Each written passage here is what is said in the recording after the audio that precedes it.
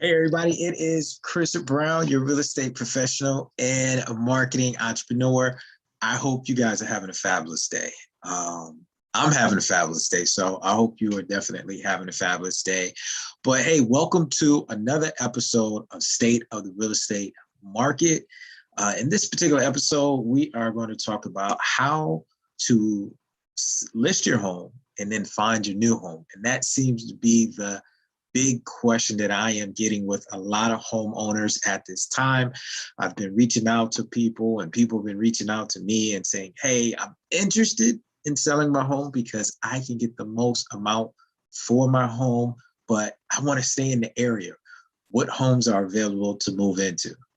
So with that being said, this YouTube channel is actually a channel where we not only talk about buying, selling, and investing in real estate, but we also talk about building generational wealth. We talk about investment opportunities, and we also talk about different entrepreneur activities and what's hot on the entrepreneur scene these days. I know I've been looking at a few things and getting a little engaged and just trying to see what is out there to continue to make things happen in today's world. So with that being said, guys, let's go ahead and jump into today's episode. And as I mentioned, it is how to list your home and then find your new one. Right. So let me go ahead and get this jump started for us. Right. And I do apologize, but Amazon is in the building or near the building. So you do hear the dog barking. That's what happens these days. That's what we got to deal with when you are doing these type of podcasts and YouTube outlooks and so forth along those lines. You got to deal with everything that's involved. So please excuse that. He and I will have a chit chat after this. So, all right. Let's get that. All right, here we go, guys. All right, looks like he drove off, and now we'll have a little bit of peace and quiet for a little bit here. But knowing my dog, he likes to ramble a little bit. So, but here we go, guys. Let's go ahead and get you guys started.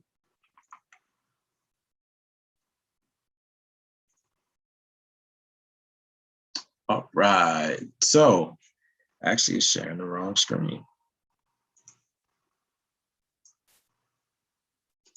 There you guys go. All right, guys. So with that being said, here's 7 tips that we're going to discuss about listing your home. A lot of people are asking me, what can I do to actually get my home sold? And with that being said, we want to go ahead and discuss those tips and those different ways. COVID is pretty much, I won't say it's pretty much, but it is kind of less impactful as it has been in the past. A lot of people have asked, should we expect more COVID? As you keep looking at the news is there's new variants out there.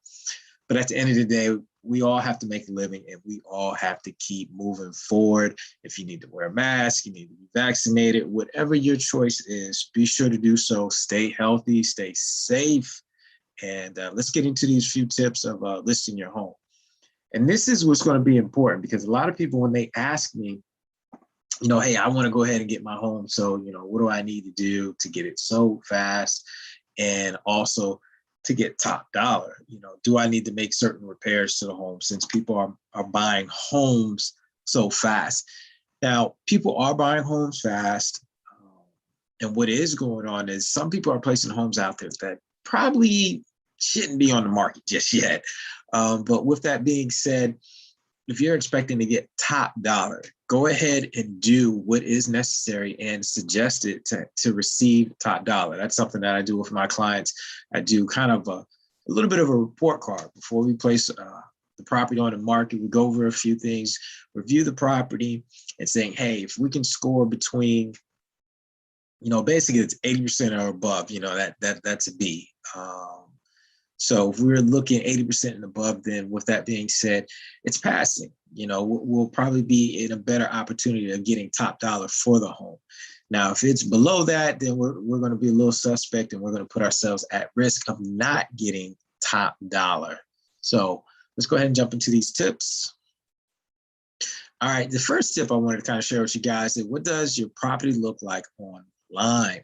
So I've gotten this a couple of times because some people have tried to sell their homes and they had it in the past, and what they've done in the past may have changed. And what you want to make sure that you're aware of is that when you're selling a home, if your home is online or on the market for a long period of time, people become curious. They want to know, hey, what is going on with this house for it to be on the market for a long period of time?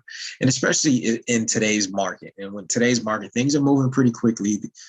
If it's not under contract within a week, people are going to ask why, and people are going to be curious as in why.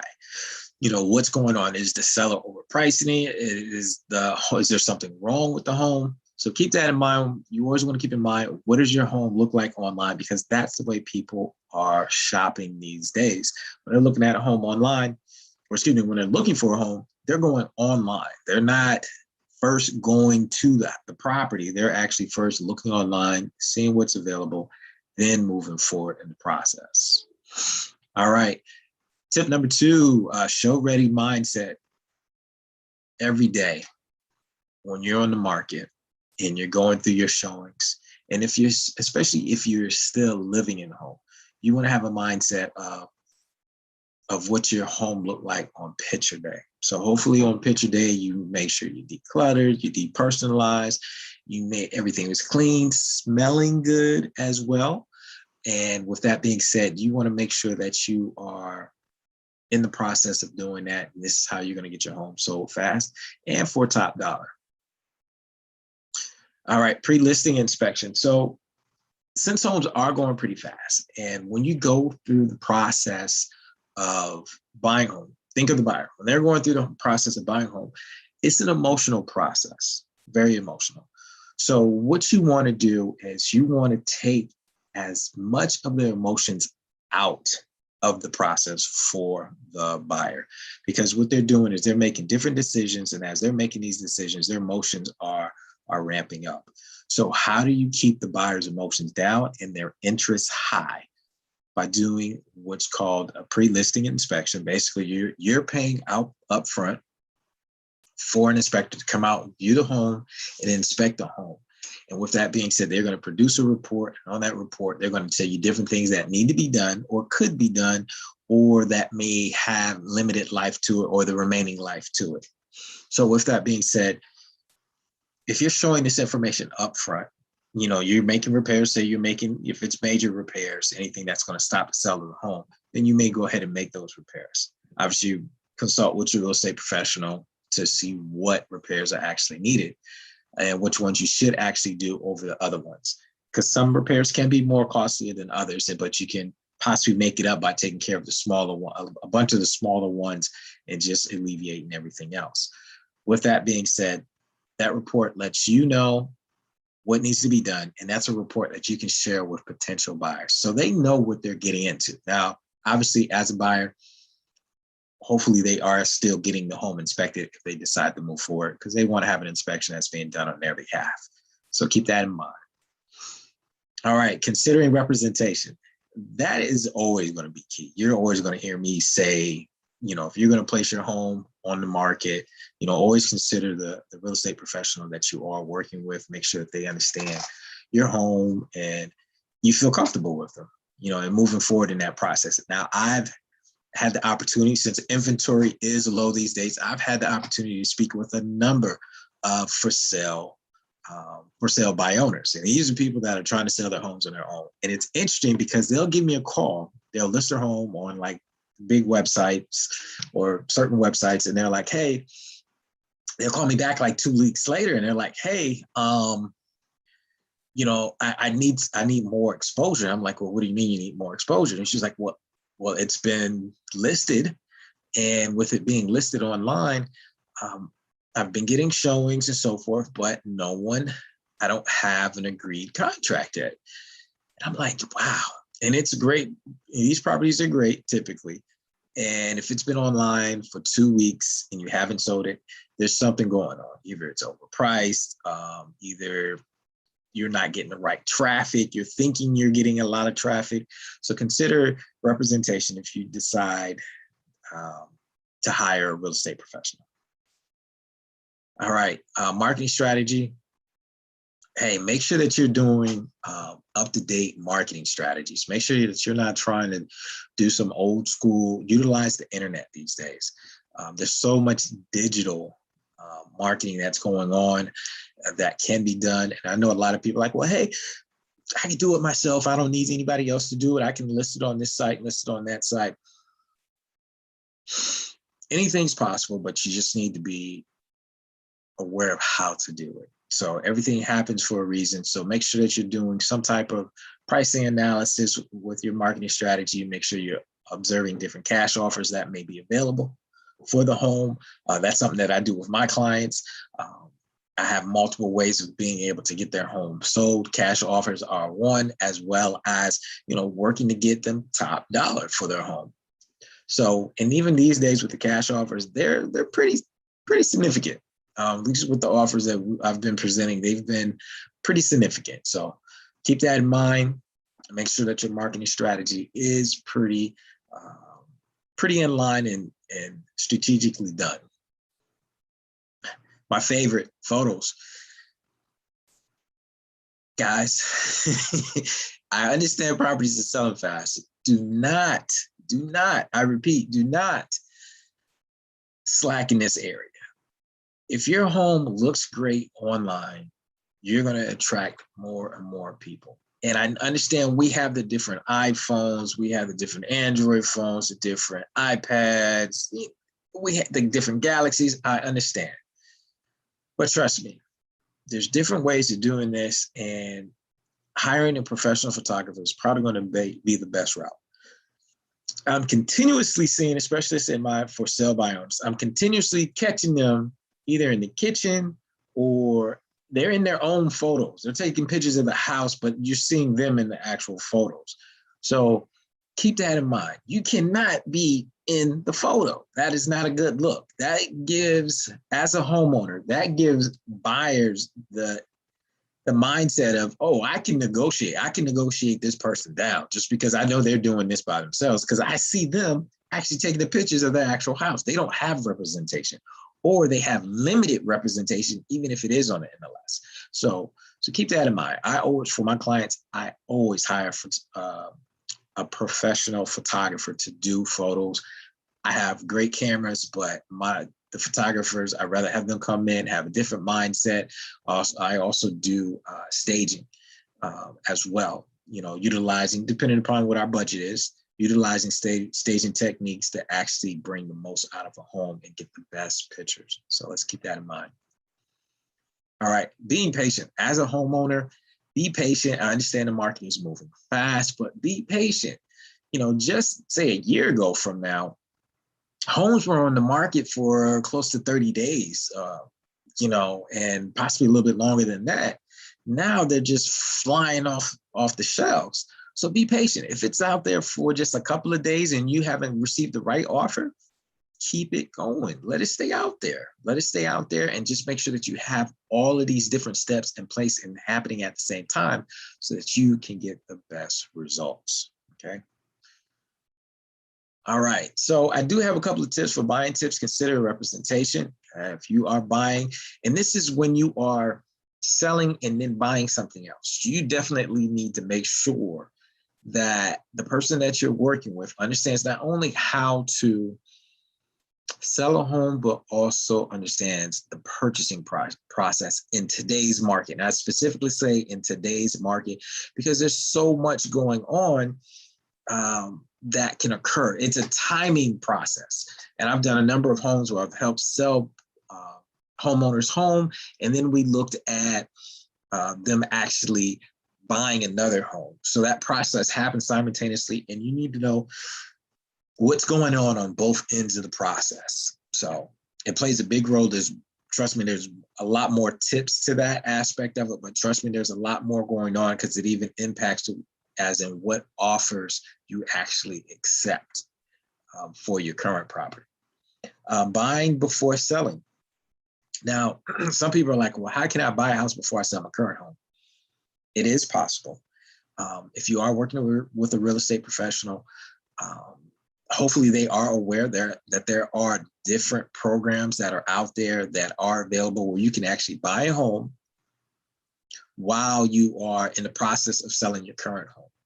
Some people may call it a bridge loan or whatever it may be. There's different terms for it, but there are different processes that are out there and opportunities that are out there where you can buy your home, solidify that since the inventory is low, and then move forward and actually be able to sell your current home. Because you know that one is probably, at least in my market, you know that it is actually probably going to sell. And that's why I always do that strategic pricing analysis in the beginning for my clients, so that we have not only understand what the price point is, but we also understand that if we're in a particular range, we are expected to sell within a particular time frame as well, which is going to be very, very key when you're accepting an offer and understanding when they need to move as well. So works on both sides of the process. Another one we have, consider new construction. New construction, at least in my market, is a big deal. There's a lot of builders that are out there, and I know it's happening in multiple markets. I know some people ask, if the new construction is in the area where they want to be, but this is something to consider when you are purchasing a new home. You know that homes will have warranties on different products. I mean, on different products that are within the home, such as, your AC, your water, your ceiling, your roof. Those are some things that make a buyer a bit more confident. As you're going through the process and you're buying, you want your confidence levels, your buying confidence level to be high when you are purchasing a home. You don't just want to walk into something because you're just leaving your current home, but now you are purchasing something else as well. And you want to make sure that is not going to have any issues. But consider that, but also understand the delays that new construction is currently having, and understand what process they are making homes available, and understand the time frame. For a period there, homes for new construction were being built from dirt up 4 to 6 months. That was the time frame. Now you're probably looking 6 to 8 months from dirt up, and it's taking some time. It's taken some time, and it's a process of understanding what phase the home is in, so that you can make not accurate date decisions, but a little bit more accurate. Let's put it that way. Those dates can be interesting. So just be aware of that with new construction. There's pros and cons to even with new construction and also in resale homes. And then lastly here, leverage savings, retirement funds, HELOCs, and the bridge loan, which I already mentioned. Understand how you can leverage your current savings that you may have.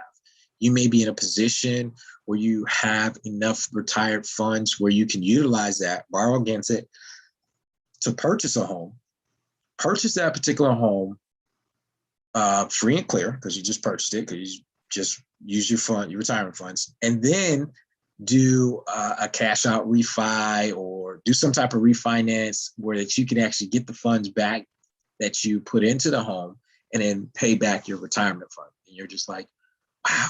Yeah, people are doing that if they are savvy enough or have that leverage. It does take that particular leverage. I have been working with a couple of banks, and with those particular banks, they're even refining at low interest rates, and I mean like purchase interest rates.